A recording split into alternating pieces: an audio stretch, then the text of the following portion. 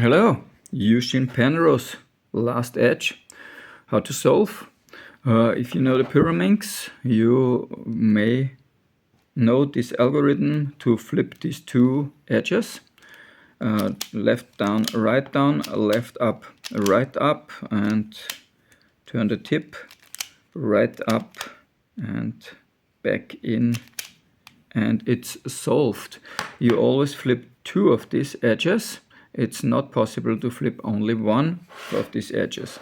So if we do this here, we also flip two of these edges, and so the right one is solved, but the left one is wrong. And to solve this problem, we'll flip these two edges.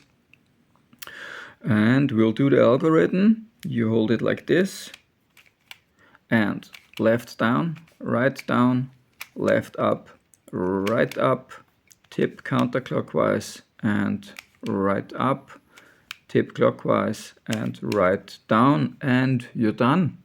And you solved this rounded Pyraminx. So have fun cubing.